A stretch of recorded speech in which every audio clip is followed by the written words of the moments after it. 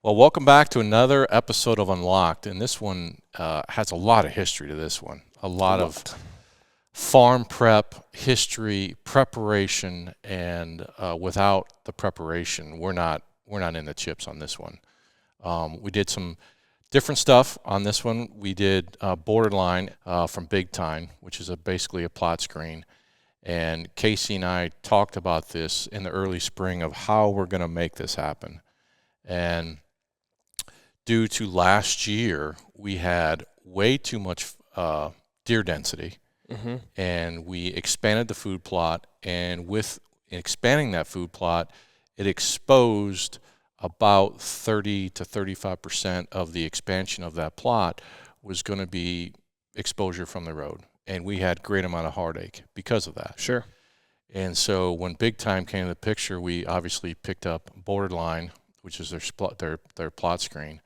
And in that yellow line is basically the screen for us for exit and entry, but also it ended up being increase the bottleneck and increase the traffic flow of deer through that bottleneck that you can see just northwest of the blind, which then fed into another food source. So it was just preparation has allowed us, along with the exit and entry that was then modified to give us better entry because of the plot screen. And we knew that high probability we're going to have to go this set several times during the fall. And with the new access and the plot screen, our confidence was way higher because of all those elements. And I think we hunted them, was it 6 or 7 total sits? I'm losing track of time. Well, in the early season, we sat them a whole week prior. So yeah, but that was in another part of the farm. Yeah. So this one specifically, but I mean, actually going back into last year, we kind of learned from this spot because last year we were chasing a target deer, and we had to hunt the spot so many times over and over again, and then just seeing the impact that we were having on that location led for us to be like, hey, we need to improve this spot. We need to make it easier to get in and out. We need to change our access. We need to improve the way we're blocked from the food source. We need to approach from a different angle, all those things. And that's what ultimately led to the harvest of this deer, which is we were able to keep going back in there over and over and over again until he made a mistake. Right. And cut the distance, right? Because, looking at the footage, there's so many deer in this plot. One, the number of bucks, though, that are in here, incredible to see that many big, large, older age class deer in this thing. And then they all seem to just gravitate perfectly right through that pinch and transition east to west and locating, looking at the access, the wind that you would hunt it on, that movement from that kind of northeast to west or north toward, it's absolutely perfect how they work through there. Well, but I think it goes back to several years of preparation. Like we have the yellow line, which would be northwest of the blind. That was all, TSI work that was done 4 years ago. I'm losing track of time. Three or 4 years ago. So, you compound all this, and every time Casey and I go to a set, we're constantly talking and making adjustments for the next year, because you can't do it during season. You can't perfect it in one season. No, you can't. And so this is a compound of 4 or 5 years of effort of getting this to where it is, and now it's probably the first time I can honestly say I think we have it where it needs to be.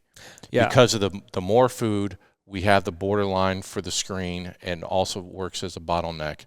And I think we have it as close as we can get to perfect. Previously, when it was planted in beans, they were just completely they weren't making it. They're demolished. Yeah. So it's like now you have that incredible feature of improving the food plots. And so Matt and I talk a lot about 80-20 rule. What's the 20% of work to get 80% of the success in the plans that we write? And we say it's bedding thickets or improving bedding, which we did with our red box. So we brought bedding close by. Then we added TSI around it, so it's that comfort cover. So we've added bedding very close.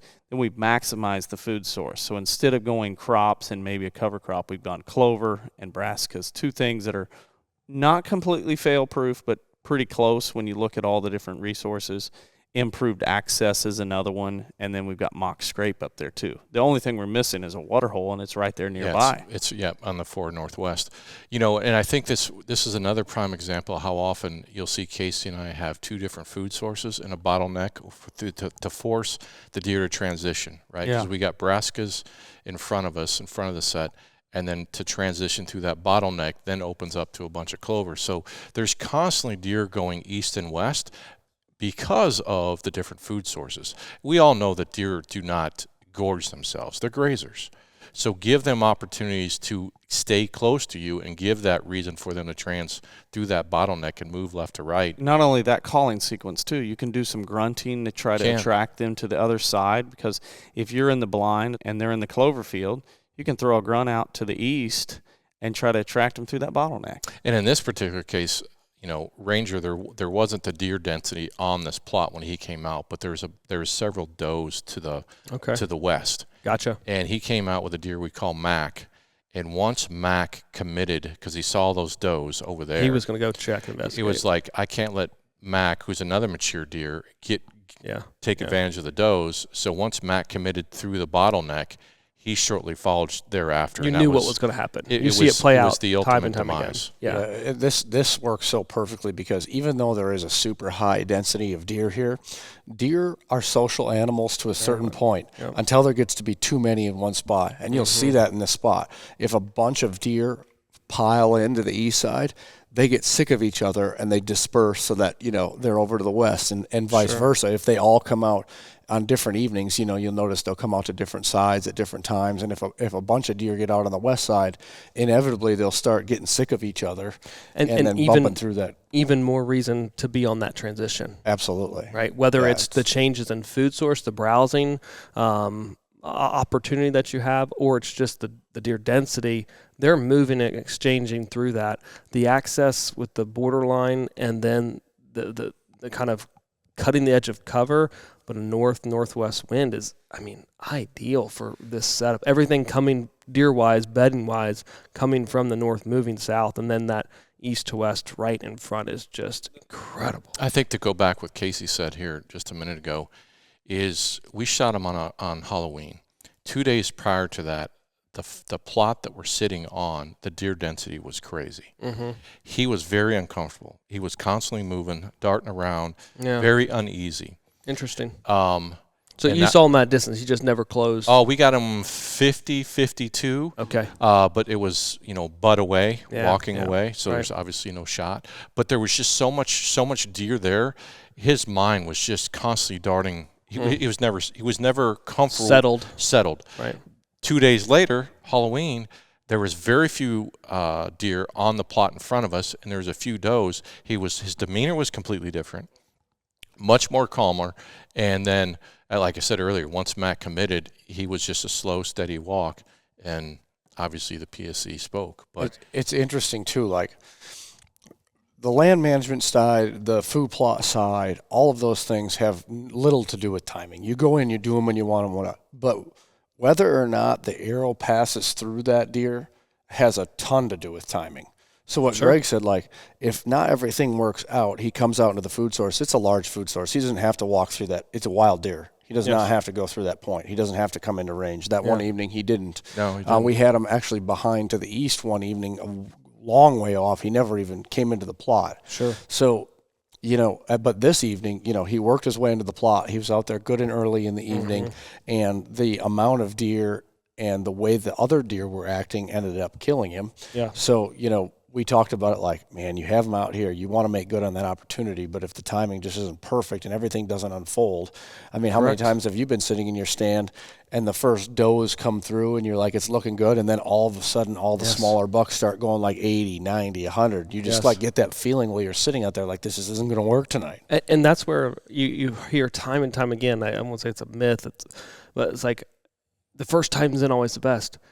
Yeah, but just because you see the deer and it's a low pressure area doesn't mean he's going to commit within range. But that is exactly why you do all that you've done to enhance this, is because it doesn't always happen. Despite you maybe observing that deer or encountering the deer, doesn't mean a shot opportunity was presented. So you need to be able to if you will, insulate yourself and that access to be able to go in again and again and again till that opportunity does happen. Then you capitalize. And how you do that is based on really good entry and exit. Yes. And obviously playing the wind. But we hunted them 5 or 6 straight days. Mm-hmm. Because once we saw him, we're like, okay, he's here. The weather was obviously late October, so we had that in our favor, and they're always predominantly north winds that time of year, and we were lucky that it was. But we're like, are we ever going to burn this thing out? Because we kept going and kept going and kept going. But, I mean, all the work prior to that allowed us to go day after day after day. Built-in insurance. It was. Yeah. And so even though we saw him on the 29th and we almost got him killed, we're like, okay, he's here. He's going to keep coming back, hopefully. You just got to go with the intel you have, most recent information. And it's amazing how just 48 hours change a demeanor of a deer. Mm-hmm. And you got to be there to capitalize on that. Yeah. It's, to me, if you don't have that borderline, that screen there, you don't have the switchgrass off to the east, and you use the same exact access, and you walk into that stand, I don't think you're going to have that same level of success day after day, because you're going to blow the deer out. 100%. Walking out, it gets me the most. Yeah. 100%. Right? You might get there because they're not on the field, or if you do your button buck or whatever, doe fawns off the field getting in, but it's a leaving. So how long did it take you to plant? You know, switchgrass you planted, that was planted years ago, probably Years before ago. you even bought the farm. Yeah, it was years ago. How long did it take you to plant the borderline? I mean, 30 minutes? Yeah. You ran it through Yeah. a drill? Yeah. Yep. So it was that power. little bit of work that went into the reoccurring hunting and ultimately led to the success of a 190-plus inch buck. What do you Yeah. end up scoring? 197 and change. Yeah, so almost 200 inch. But I think, you know, the borderline we carried through in front of the blind to the point that we had to actually cut it to see out the blind. And then the borderline ends at the bottleneck. So when we step out of that set, we hit the dirt.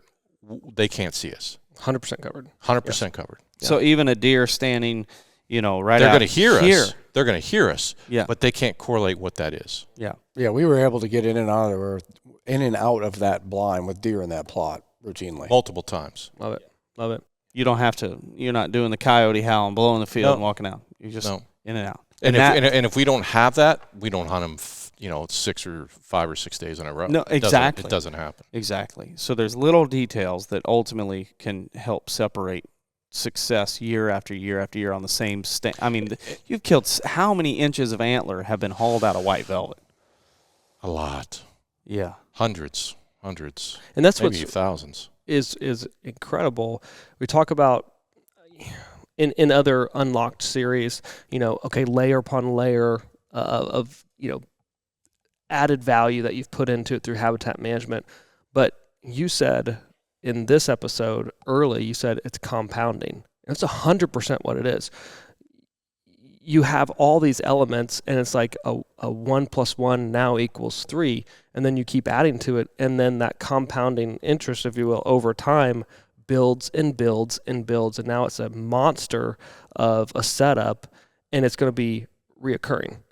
We're not future predictors here, but I'm very confident that we're going to, maybe next year or the year after, season 3, 4, 10, whatever of HuntWorks, we're going to be talking about this setup, because it's not, I'm not saying it's not going to fail, but it is darn near perfect. It's going to be reoccurring success and compounding factors that allow it to be that successful. The other thing that I think the viewers would, an intel that's very important, is we have a scrape pole at 22, 23 yards straight northwest of the set. And it's at the point where right before the bottleneck, so they have to decide, are they going above the pole or below the pole? It forces them to make a decision. On top of that, there's another scrape up the tree line. Right where they dump out. Yep, at 50 or 48 or 49 yards. Right. Yep, right there. Then there's another scrape at the west end of the opening of the bottleneck. And so there's just a lot of sensory It's a communication area. 100%. And so there's just so many bullet points here that they want to go through those down this edge. We know how much deer love to walk an edge. So you got to scrape there on the north. Then you have a scrape tree due north of the set at 22, 23 yards. Then they make the right turn. There's another scrape. So there's multiple things that they want to be there for. It just happens to be a blind at 31 yards away. And a viewer can take that and go, okay, that's great. But another thing to do that would make it even better is if there's any other scrapes along these edges out of range, cut those limbs down. Only give them the scrape limbs in this bottleneck. And you know, I'll go back to something I said earlier about calling. If a deer's on the west side and you call and he's like, oh, there must be a deer in this annual in the turnips or whatever we plant out here, he can go to the scrape and scent check it to see if that deer has already urinated or been in that scrape, to kind of scent it and go, okay, who's in the area, who's here, who's been fresh, and that's a way that they're going to communicate. So you can use grunting to attract them into your mock scrapes to harvest them. So, I mean, this spot, we can go on and on and on about white velvet, and it's just like, and you know what? You kill another giant here next year, and we'll sit here and rave about how incredible this spot is again. The viewers might get tired of it, but I will never get tired of talking about white velvet. The funny part about this is, you know, the access is so good.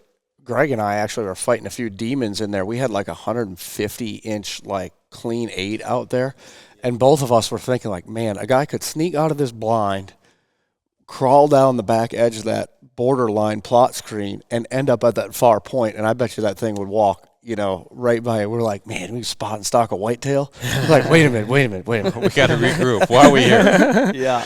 But what this plot or what this setup has taught us is now really to sit it so many days with the big time borderline having the effect that it had. We are taking this recipe and have duplicated throughout all of our farms. Yep. And it's going to be scary how we continue to modify and make small adjustments throughout the other sets based on what we learned here. A lot of people ask this question, a very common one. What's the ideal shape of a food plot? And you can't really answer that because in my opinion, the landscape predicts the shape of the food plot. Like this one, you could say, well, an hourglass is the best, but you can replicate what we see here. You can say, okay, what if I have a rectangle? Well, you can plant one half in one thing and one half in the other. Maybe plant a triangle out in the middle that's all grass, so they bottleneck closer. Like you can do a lot of different things. But what we know about this plot that makes it so good is we've diversified forages to try to attract them from one side to the other based on their natural ways that they browse.